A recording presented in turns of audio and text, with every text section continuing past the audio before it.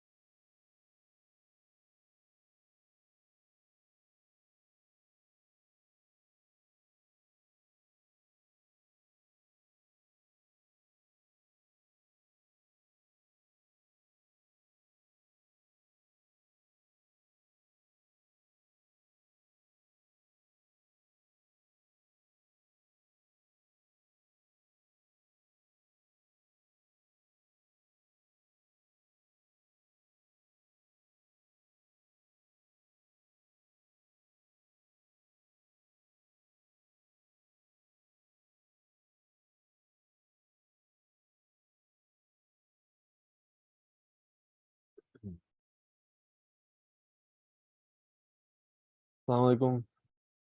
Wa alaikum salam. Walaikum salam. Okay, we have Huzaifa. Nice to see you again. And then Arhan, I don't think you've had a class with me yet, right? Yes. Yeah. And then Huzaifa, you have, oh, your brother and sister are not in this class, right? Yeah, they're not on this class. Okay. Yeah, there's supposed to be a few more students. So I was waiting for them. And then I'm just setting up one of the streams.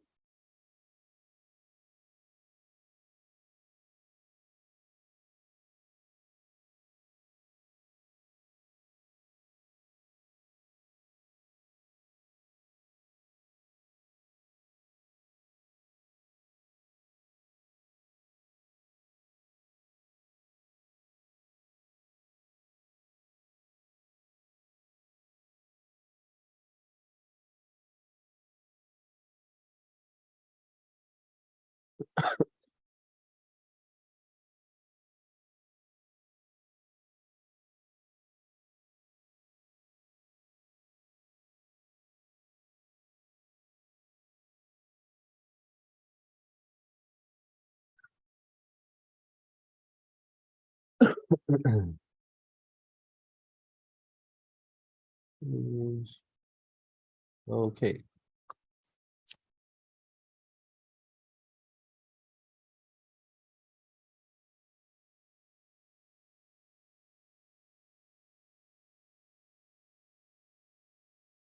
Okay, sorry about the delay, guys.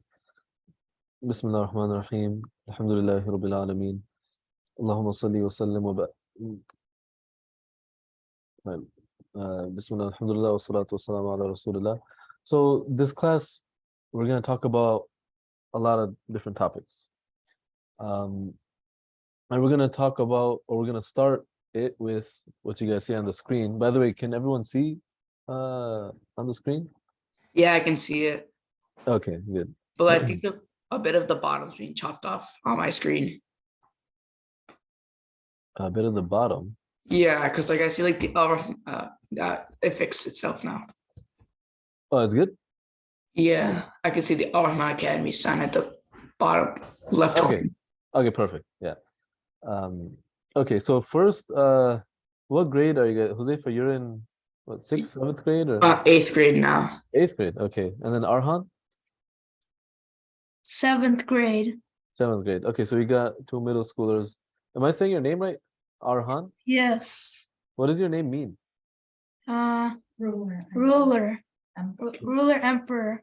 Okay, yeah. Mashallah. This is the first time I heard your name actually. Very good. Okay. Bismillah ar-Rahman ar-Rahim. So, the goal of Islam, since you guys are a little older, I can talk to you in a way that, you guys will understand and maybe the younger kids won't understand.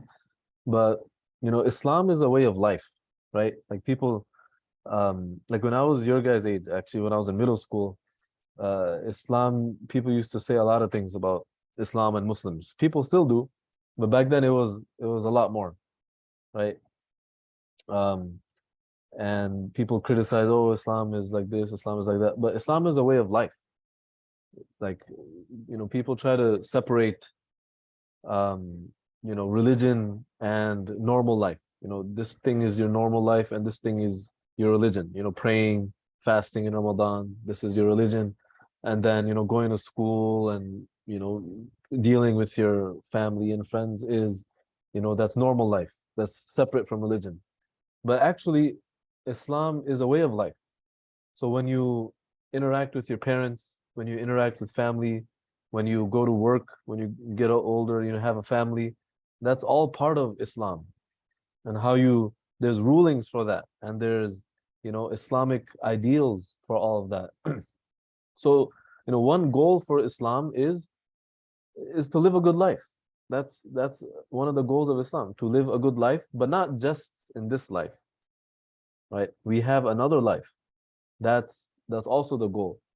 So it's not, we want to have a good life here and there. Now, we have to think, like with these midterm elections coming up, a lot of times people think that if we choose a good leader, that's going to make our life or our country better, our whole society better. But we should think of it not from a top down, meaning top down means you think of it from like the leader of a country will fix everything on the bottom. But we should look at it from the bottom up, right? The whole society, the millions and millions of people in the society, this will make the whole society good, and then eventually they'll pick a good leader. That's how it goes. Are you guys, is anyone interested in like ancient Egyptian, history? No, not really any fans of ancient Egypt. Do you guys have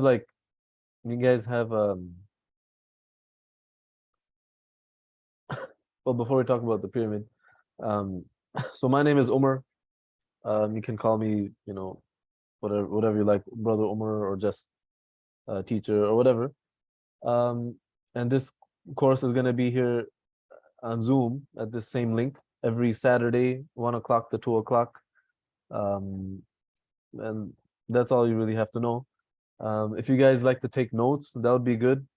But mostly this is going to be like a discussion class. We're gonna all talk together and try to think about this issue, which is, Islamic character. Okay, so let's go back to what I was talking about the pyramid.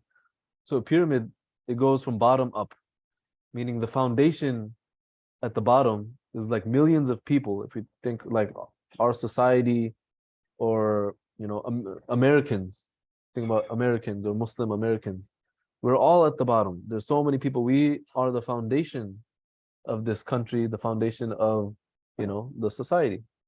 So if the bottom foundation is good, then you can build on top of that, until you make like this huge, amazing pyramid.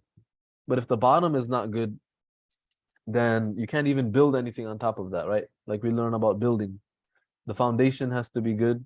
Then you can build, these huge, tall skyscrapers. But you won't be able to build a skyscraper, like the Sears Tower or Willis Tower now, if the foundation is not good. So that's just a little overview. Okay. Now I'd like, oh, I also had this example, like this game. Anyone know what this game is called? Inga? Jenga. Yeah. So I've actually personally never played this game, but I think you just stack these blocks, right? And then you just They take stacked one. up like 3 by 3, like one going like to like one side, the other one like going to the other way. You have to pull them out without making the tower fall. Okay, so we got a Jenga expert here. Have you ever played or won? Play this so many times. Played many times? Okay, maybe at the end we should all meet up at Al-Rehman headquarters and play this. But anyway, so it's basically, you have this foundation, which is this Jenga blocks. And you see, it becomes less and less sturdy if you take pieces out. Okay. So, imagine if these pieces are replaced with something like really flimsy or soft. These are like solid wood.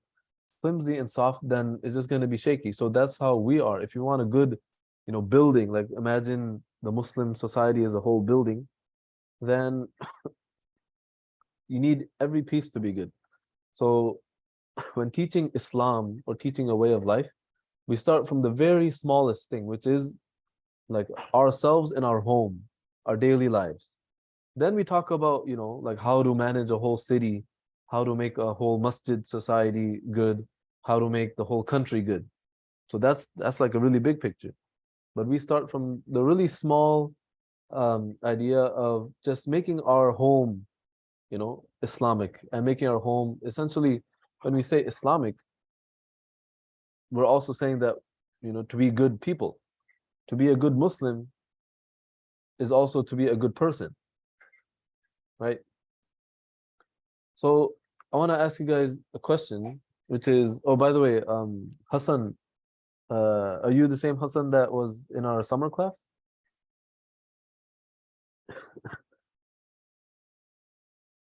One of the students just joined, Hassan.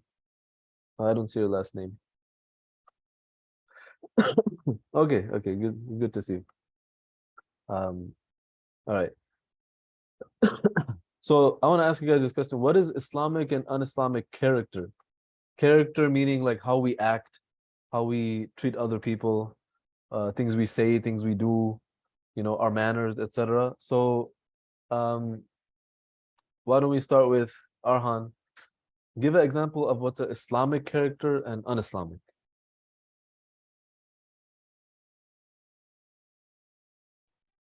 Islamic characters maybe when someone is maybe following their religion, like something, and un-Islamic characters when they don't follow the Islamic rules or like religion, maybe.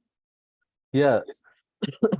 So that's interesting that you said that, because here when we're talking about character, we're talking about things that are different than acts of worship. What I mean by that is usually we think, what does a Muslim do? A Muslim prays, Muslim fasts in Ramadan, Muslim maybe dresses a certain way. So what we're talking about here is not the acts of worship. We're not talking about the acts of worship like reading Quran and prayer, etc. That's all very important. But what here we're talking about specifically is how we act, with each other and other people. Or what are things we say and don't say, how we speak, things like that. So after having said that, Arhan, what would you say is Islamic character and un-Islamic character?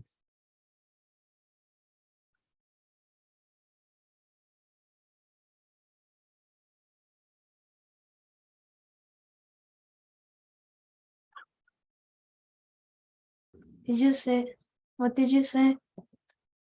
I was saying, yeah, I was saying that we're not really talking about ibadat, right? We're not really talking about like prayer and Quran and fasting.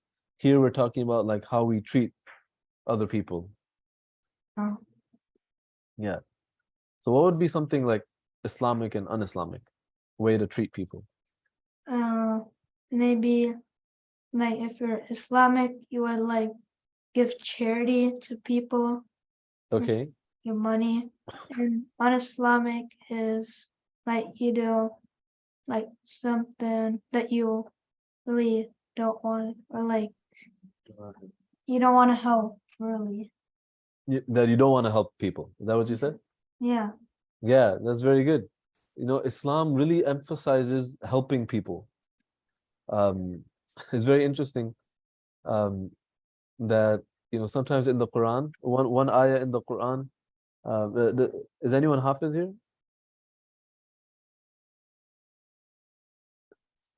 No? Inshallah, inshallah we all can have that opportunity. But has anyone memorized the 29th juz? No, but I just know Surah Mulk. Surah Mulk. Okay. So this surah, which I'm going to talk about, is Suratul Insan. هل أتى على الإنسان حين من الدهر. So that surah actually talks about this. It talks about helping people. It talks about feeding people, because one of the basic necessities of life is food. You can literally die if you don't have food. So in this surah, Allah subhanahu wa ta'ala talks about the Muslims, talks about people, the Muslims, and he says, وَيُطْعِمُونَ الطَّعَامَ عَلَى حُبِّهِ مِسْكِينًا وَيَتِيمًا وَأَسِيرًا, that they feed people out of love for Allah subhanahu wa ta'ala. They feed other people, and they feed the poor person who doesn't have anything, and they feed the orphan. Orphan is the person whose parents passed away. They don't have parents to help them.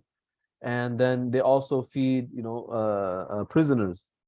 And then what do they say? إِنَّمَا نُطْعِمُكُمْ لِوَجْهِ اللَّهِ, that when they're giving food, they say that we're giving food for the sake of Allah. We're giving food to you for the sake of Allah. لَا نُرِيدُ مِنْكُمْ جَزَاءً وَلَا شُكُورًا, that we don't want anything, like you don't have to give us any money, right? We're giving as charity. We're giving for the sake of Allah. we're not giving you food so that you can, give us money or give us a gift in return. لا نريد منكم جزاء ولا شكورا. And this is a really amazing thing, I think, that that they don't even want you to say thank you. I mean, that's really interesting. Like, we're always taught we should always say thank you to other people, right? We're always taught that, as a kid, if someone gives us a gift, our parents tell us, oh, say thank you. That's just basic etiquette. So we should always say thank you when someone gives us something. But when we're giving to other people, we don't care if they say thank you or not, because we're not giving for the sake of, for the sake of helping, or we're not giving for the sake of anything worldly, right? For like a gift or for like money. We're giving to please Allah. So helping other people is such a important thing in Islam. So okay, Arhan, thank you for that. Huzaifa, can you give us an example of Islamic and un-Islamic character? So we said like helping people is Islamic and like not helping for un-Islamic. So Yeah, what would be another like different... dressing up like the proper way, like for women, like to wear hijab and like cover themselves. And what about for men? The un-Islamic way would be like today people Sorry? like to like dress up the proper way would be Islamic, and like not dressing up properly for un-Islamic. Yeah, let me give you an example. When you go to like a wedding, what do you usually wear? Like on the Mandi, shalwar kameez, or like some other part suit. Yeah, what if you wore like shorts and a half sleeve t-shirt? What would happen? That would kind of be weird. It would kind of be weird. People would look at you funny. Yeah. The bride and groom might be like, oh, it's kind of disrespectful to the occasion of the wedding, right? So like the way we dress is also, we dress in a respectable way. Like, and we're gonna talk about that probably next month or a couple months, about like about like the way we dress and why we dress a certain way. But one thing is that we always want to dress in a respectful way. Like, think when we go to the masjid, we don't want to go like all dirty. We don't want to go like after we played outside in the mud and stuff, and then bring all that to the masjid. We dress really cleanly. And it's interesting that going to the masjid, there's actually a hadith that the Prophet ﷺ said that if you ate garlic, like raw garlic, and your breath is really has a really strong garlic smell, then you shouldn't go to the masjid like that. You should clean your mouth and get rid of that, so that you don't harm the person praying next to you. So again, that's kind of going with how is Islamic character, right? Very good. How about Hassan? Yeah. So what would be, apart from the two examples that are already given, when you think of Islamic way of acting and un-Islamic way, what comes to mind? I say when it comes to being and like acting in Islamic way, you need to have manners. You need to be respectful when you're talking to someone. You need to try and not raise your voice in any kind of way, even when you're mad at the person. Very good, very good. This is something extremely important. It actually comes in the Quran that we're talking about like respect. So it comes in the Quran, and it reminds me of a very, very very important hadith that in basically, let me tell you that there was one time when two of the closest companions to the Prophet ﷺ, two of the closest Sahaba, they were sitting in a group of companions, and the Prophet ﷺ was also there. And they started to disagree on some issue. And these two companions, and then their voices, Abu Bakr and Umar, it was Abu Bakr radiallahu anh and Umar radiallahu anh. So their voices started to get a little raised, and they were in the presence of the Prophet Muhammad sallallahu alaihi wasallam. So it's not even that they were talking loudly to the Prophet, but they were talking loudly in the presence of the Prophet. So this was such an important, thing that needed to be taught to them, that Allah revealed verses of the Quran talking about it. He revealed verses of the Quran in Surah Al-Hujurat. I'll type it in the chat. I'm not sure what surah number it is, but the name of the surah is Surah Al-Hujurat. And Allah basically says in that surah that, telling the companions, telling the Sahaba that when you're with the Prophet ﷺ, then lower your voice, have respect. And the Sahaba obeyed and they listened to that. Umar radiallahu anh was a very, very tall, very strong, very loud-spoken person. I think, I don't know if you guys were in the class when we talked about the Khulafa Rashidun, the biography of the Huzaifa. Were you in that class or no? I was in like the theater class. I don't remember. Okay, so this was right before the Sirah class. Umar radiallahu anh, he was so tall that when he would sit on a horse, his feet would drag on the ground. Have any of you sat on a horse or like a camel or a pony or? Yeah, Yeah. all love. Yeah. So if you sit on a horse, you have to literally, sometimes you need like a stool, like a stepping stool to stand on to then climb on the horse. And some of these horses are huge. So Umar radiallahu anh was so tall that when he would sit on a horse, his feet would drag. And when he would be in a crowd of people, when he would just stand normally in a crowd of people, if you're like looking at the crowd, it looks like someone sitting on a horse. That's how tall he was, extremely tall. And he was extremely like built, like muscular, strong, and he was very like if something was wrong, he would say it and he would correct people, right? For the sake of Allah, he would correct people. So, and he naturally had a very loud voice. But after this ayah was revealed, he used to speak so softly to the Prophet ﷺ out of respect that it was so soft that the Prophet ﷺ used to tell him to repeat himself. Like, what did you say? Because it was so soft. So that's how much respect they had for the Prophet ﷺ, and they treated each other with a lot of respect as well. So the way we speak, that's probably, one of the most important things that we're going to talk about here. And it's emphasized in so many different hadith, so many different verses of the Quran that, speak respectfully. And a good point that you made, Hassan, is that even if you don't like the person, and this is a key thing in Islamic character, that you treat people well even if you don't like them. That we don't treat people based on how we like them or not. We treat them based on how we're supposed to act, generally, whether we like them or not. This also goes back to what Arhan said. Arhan, you said about helping people, right? So we help people even if we don't like them. Yes. That's the Islamic way. That even if you don't like someone, you help them, right? Even if you have a neighbor who's very rude, very annoying, and you're out there, cleaning your driveway.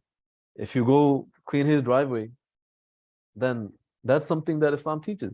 Even if they're not good to you, you're good to them. And the thing is, you'll get rewarded for that.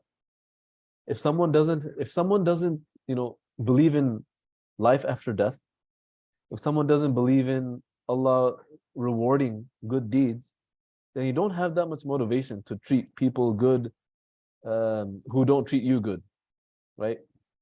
But if you know that if I treat this person good, even if they don't say thank you to me, even if they're rude to me, then Allah will reward me, then you'll do it no matter what people say, no matter what people do. So just like if you feed someone, you give charity to someone, you may not like them. They may be mean to you, they may be rude to you, they may not say thank you, but you still help them. So same way, you may not like this person, but you still speak to them respectfully. So very good brainstorm we have here. Does anyone else want to add anything?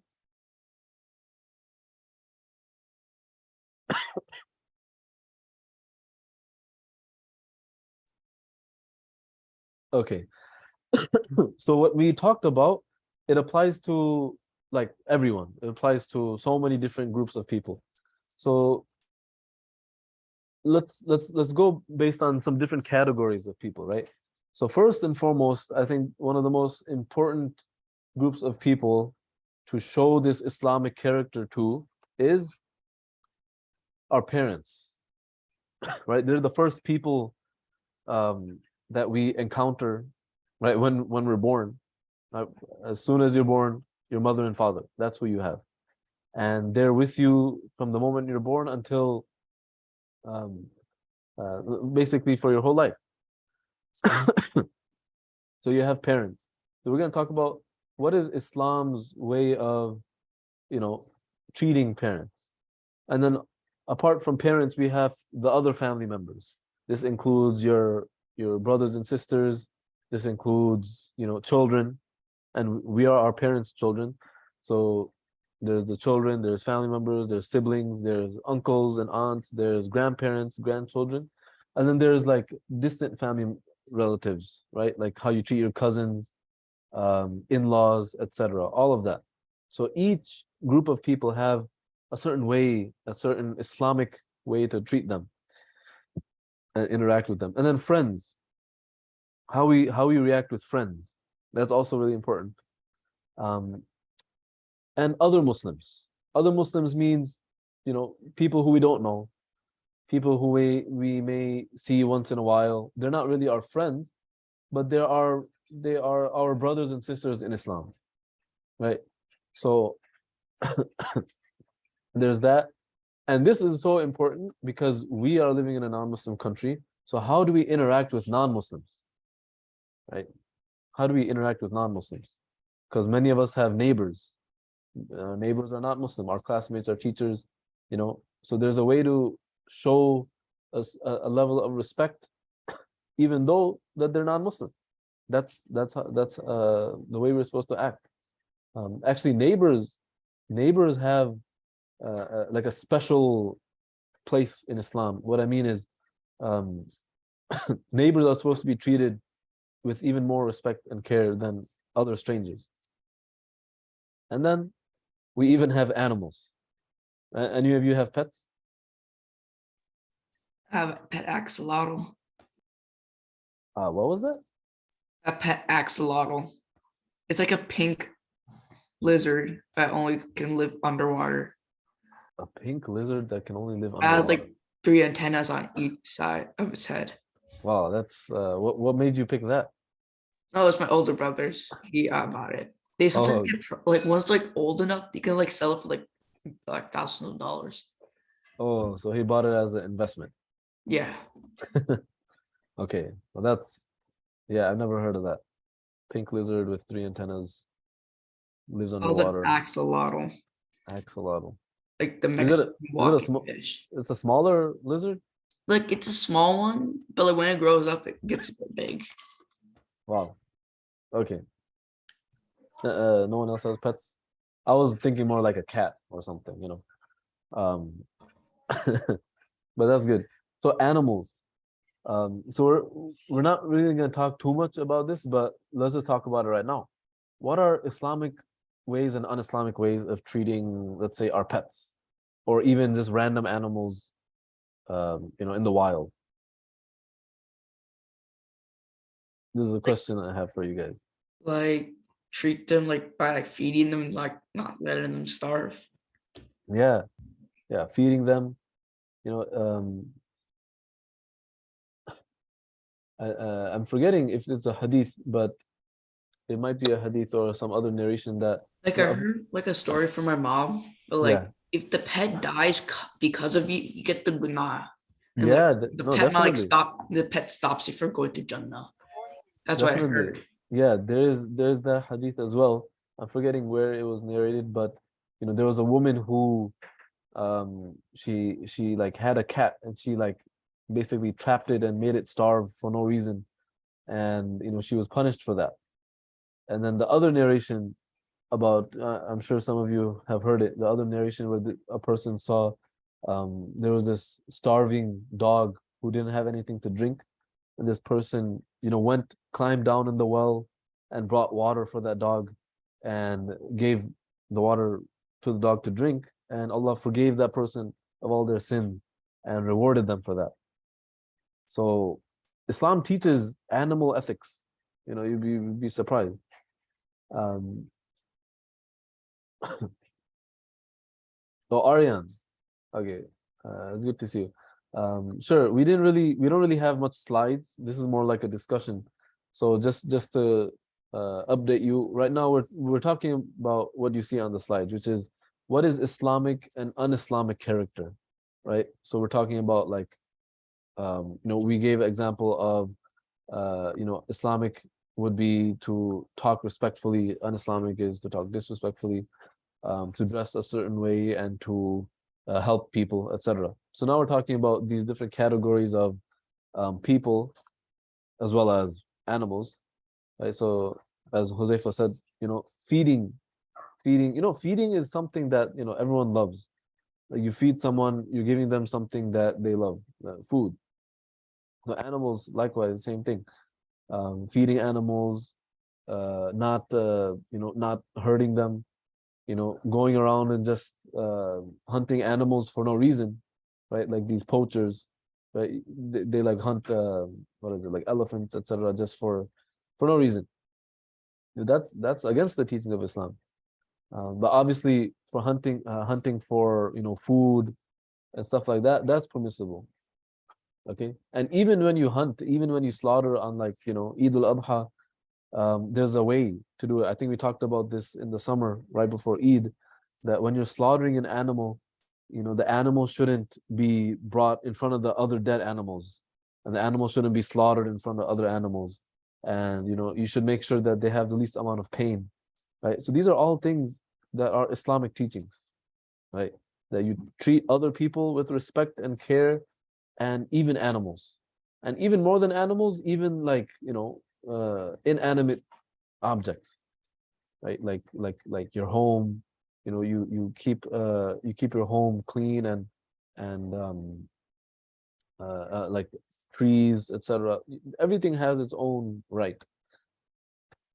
Okay. Anyone have any questions until now? Like, it's like a special way to hunt animals. Like, like you have like a rifle, you can, like you shoot the deer, like or like Yeah, straight goat. there are things about hunting too. Um, uh, so deer are like extremely fast and extremely like sensitive. So yeah, you can. I think what you're supposed to do is you can use, like a shotgun. You shoot it and then you quickly go and then you'll slaughter it with a knife, like the normal kind of zabiha. Okay. Yeah, but I've never gone hunting myself, so I'm not too familiar with it. Same with me. Yeah. I have a question. Yeah.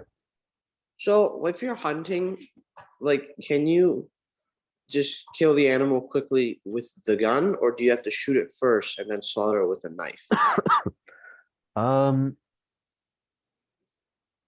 Yeah, there's there's a discussion. There's a whole like there's like chapters in books about this. So I'm not too like I said, like I don't really go hunting that much, so I'm not too like familiar with I haven't reviewed those rulings in a while. But we can talk about that, inshallah. Okay. Do you know anyone who hunts? No, my grandfather used to hunt before. Your grandfather? Oh, nice one. Yeah, my father-in-law hunts really regularly, like deer and geese, everything, ducks. So I have to ask him, inshallah.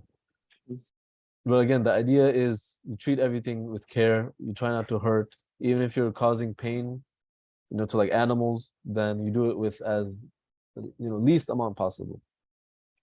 Yeah. Okay, so let's talk about the first category, is how are parents supposed to be treated in Islam? And so we're gonna focus kind of like the rest of today's class, which is not too much time left, right? We have about like 15-20 minutes, about how to treat parents in Islam. How in Islam, how does a Muslim child treat their parents? And we're gonna talk about the other thing later too. So don't feel like you're being treated unfairly. We're gonna talk about how kids are supposed to treat parents, and then we're gonna talk about how parents are supposed to treat kids. Again, we're talking about like from the smallest category of like groups, like with family, and then we'll talk about extended family, friends, strangers, non-Muslims, and then the whole society. So how about you guys give me some examples, like give me some examples. So Aryan, since you weren't here in the beginning, why don't you give an example of what would be, what would be a proper Islamic way to treat parents, and what's an example of an improper way? Treating respectfully would be a proper one. Then, Yeah, what Oh, little more specific. What? mm, so like if they tell you to do something, then you have to say like yes and not argue with. Yeah, obeying your parents. Yeah, This and is then the really bad way important. would be if you argue with your parents. Arguing with them, yeah. Okay, so everyone will have a chance to give their what do you say, their examples, but let's take them one at a time. So listening to parents, not arguing with parents. There's one ayah in the Quran, which is this one.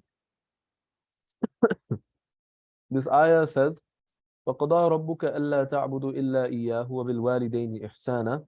And your Lord has decreed that you worship none but Him and honor your parents. Right? Honor your parents, treat them well, show them respect. إِمَّا يَبْلُغَنَّ عِندَكَ الْكِبَرَ. Oh, there's a word missing. عندك الكبر أحدهما أو كلاهما فلا تقل لهما أف ولا تنهرهما وقل لهما قولا كريما. If one or both of them reach old age in your care, meaning now you've come to a stage where your parents have become very old, weak, fragile, never say to them even uff, nor yell at them, rather address them respectfully. So let's talk about your example first, Aryan. So listening to parents.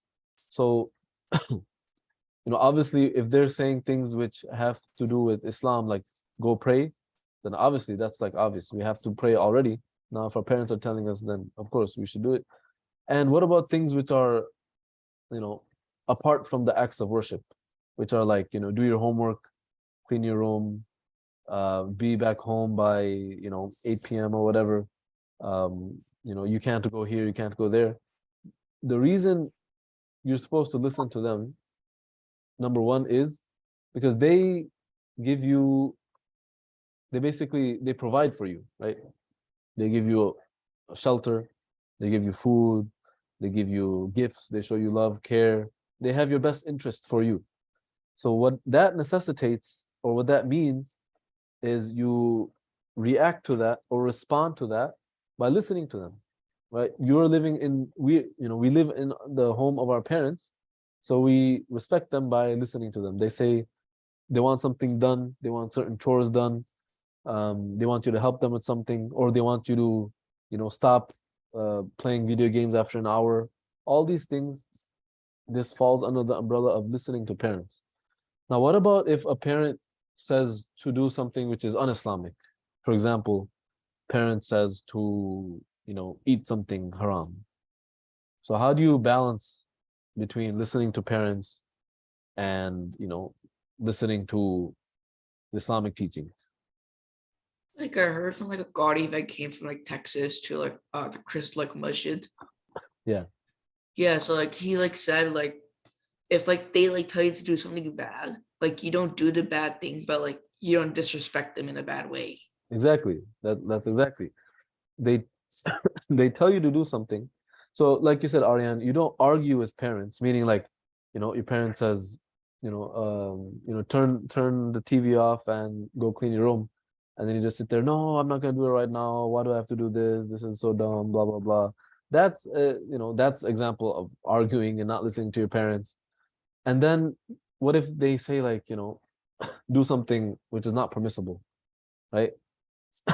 So like you said, Hudayfa, you can't listen to them. If a parent says, eat something haram, or I can't like think of other examples, but like, oh, forget about your prayer or whatever like that. Usually, alhamdulillah, all our parents are, probably won't say the stuff like that. But just to understand the status of parents in Islam, that even if parents tell you to do something wrong, you don't listen to them. right? You don't listen to them. You say, I can't do that. That's against what Allah and His Messenger told me. But you still treat them respectfully. You still treat them respectfully. And a great example of this is actually one of the prophets, Prophet Ibrahim alayhi salam, who his own father used to sell idols, sell stone idols of other gods. He used to sell idols. So Ibrahim alayhi salam respectfully told his father, oh my beloved father, don't follow shaitan and don't follow these idols. Let me give you good advice that is coming from Allah. And then his father reacted very harshly. His father said, oh Ibrahim, if you don't stop this, if you don't stop this nonsense, then I'm going to tie you up and I'm going to torture you. That's how his father responded. But Ibrahim alayhi salam still very respectfully, very kindly spoke to his father in such an extreme case. So if it's something even smaller, we should still respect our parents. On top of that, some people, they accept Islam and their parents are not Muslim yet, right? They come from a non-Muslim family and then, they find Islam, they find the truth and they accept Islam, but then the parents are not Muslim. So how to treat them? Still treat them respectfully. Actually, one of the sisters of Aisha radiallahu anha, right? Aisha radiallahu anha was the wife of the Prophet sallallahu alaihi wasallam. So her sister, she had a mother. She had the same father as Aisha radiallahu anha, but she had a different mother, and her mother was not Muslim. So then she asked the Prophet sallallahu alaihi wasallam, like, "Oh Prophet of Allah sallallahu alaihi wasallam, my mother is not a Muslim. How should I treat her?" So the Prophet ﷺ said, "You still treat her good, still treat her respectfully, still, treat her with kindness, because she's your mother at the end of the day."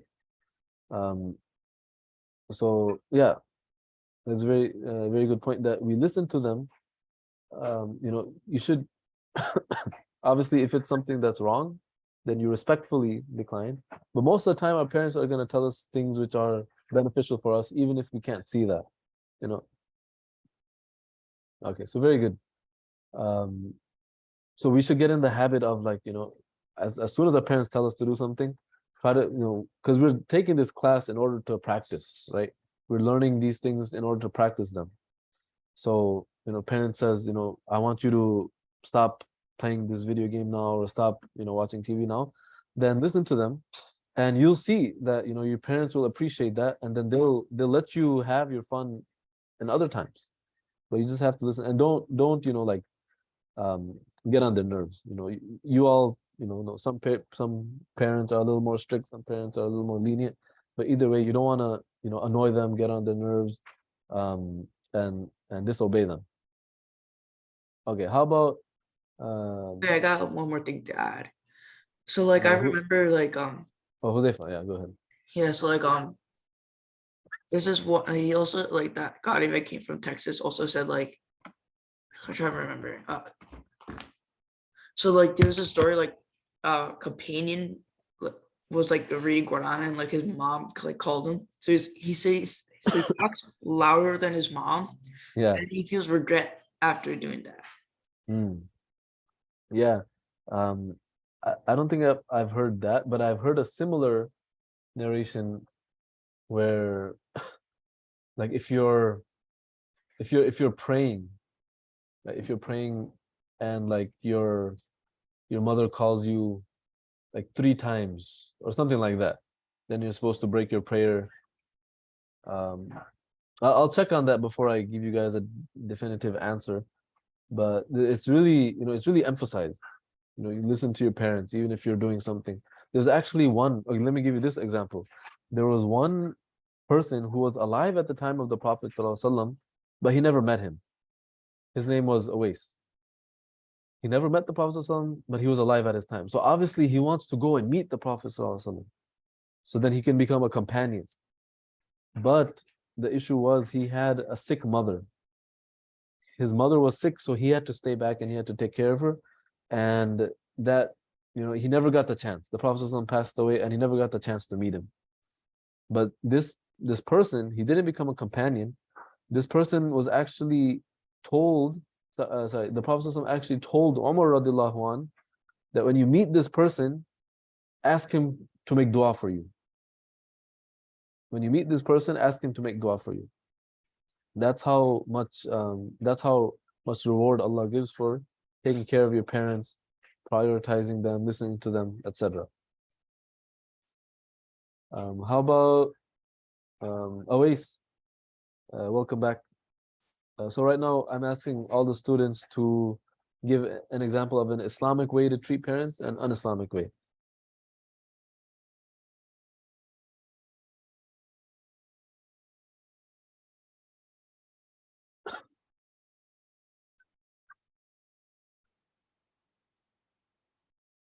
So Awais, do you have any examples?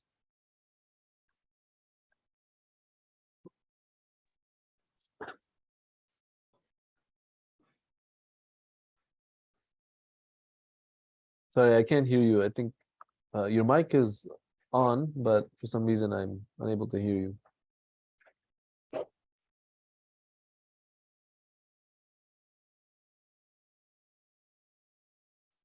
Okay, maybe you could type in the chat because there's some sort of issue. But in the meantime, Hassan, why don't you go? So a way to be respectful and like a way to correctly treat your parents in Islam would be to um,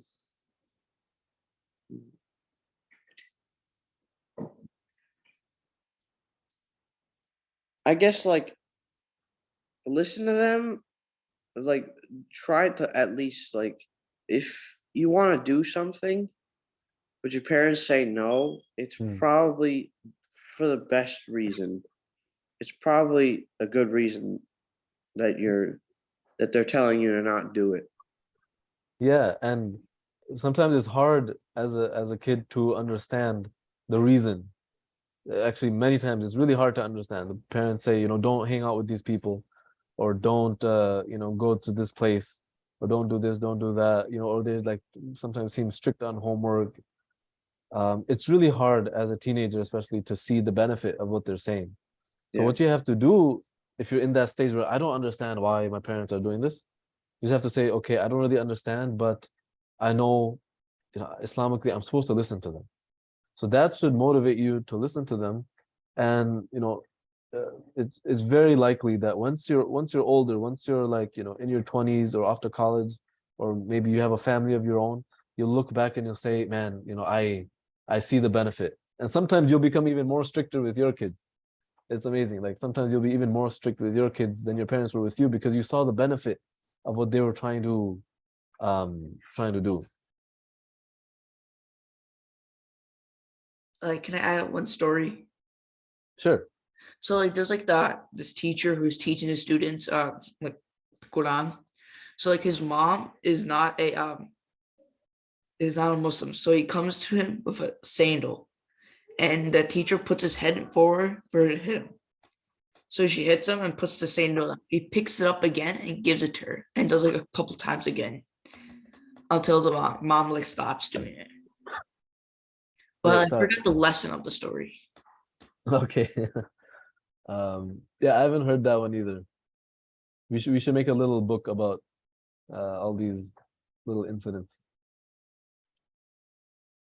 So okay, Hassan, that was a good example. How about Arhan?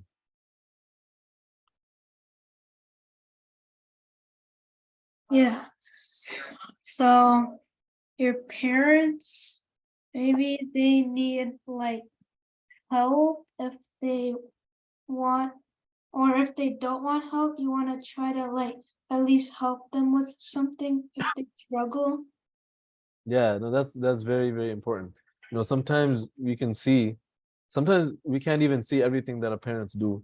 So we only see a little bit, right? We're off busy with school and homework and this. We only see like a fraction. Like even our parents who early in the morning, they'll drive in traffic. It's very tiring. Like we just get tired sitting in the back seat in traffic, bumper to bumper. But our parents are the ones driving early in the morning, and then coming at like 5 6 p.m. in rush hour and heavy traffic, or they're spending hours in the kitchen, making food, etc., cleaning for hours. We don't really realize how much they do. So that's an excellent example to help them make their life a little easier. They'll appreciate it. You'll get reward. That's one of the main things that I want you guys to understand, that doing all these things, you get rewarded for it. You get rewarded in this life by your parents will be happy. They'll treat you better. You treat them better. Better mood in the house, etc. You get more blessings in this life, more barakah, and then also you'll get rewarded in the hereafter. And that's probably the best motivation that you'll have to treat others well, especially your parents. And one of the main things, or the last things I want to point out is, if we see how parents are treated in America, how are parents treated?